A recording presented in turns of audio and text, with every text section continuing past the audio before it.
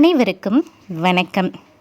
இன்றைக்கி நம்ம சேனலில் நாம் திருக்குறள் கதை பகுதியில் அன்பெனும் அருங்குணம் கதை பற்றி பார்க்க போகிறோம்.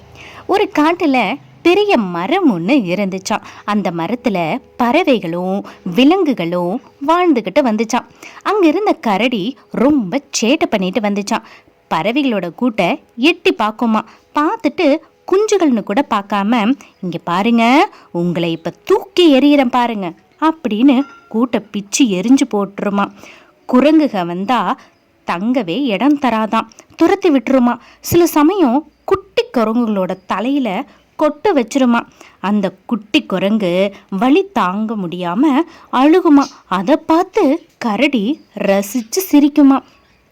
இந்த மாதிரி யாருக்கிட்டேயும் அன்பு காட்டாமல் எல்லாருக்கிட்டேயும் வெறுப்போடு நடந்துக்குமா. அதனால் பறவைகளும் விலங்குகளும் வேறு மரத்துக்கு போயிடுச்சான்.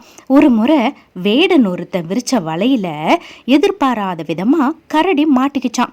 அது காடே அதிர்ற வகையில் சத்தம் போட்டு அலறிச்சான். வேடம் விரிச்ச வலையிலிருந்து தன்னை காப்பாற்றிக்கிறதுக்கு கதறிச்சான். ஆனால் யாரு காதலையும் விழலையாம், ஒருவரையும் காணும். அதனால் தான் யாருக்கிட்டேயும் அன்பு காட்டாமல் இருந்ததுனால தான் இந்த நிலைமை நமக்கு அப்படிங்கிறத உணர்ந்து ஓன்னு அழுதுச்சான். இந்த வேளையில் கரடியோட சத்தத்தை கேட்டு வந்த பறவைகள் வேடனை கொத்தி கொத்தி துரத்தி விட்டுச்சான். குரங்குகள் வலையை பிச்சு போட்டுச்சான். அன்னையிலிருந்து கரடி எல்லாருக்கிட்டேயும் அன்பு காட்ட ஆரம்பிச்சுதான். அதிகாரம் அன்புடைமை. குறள் 77.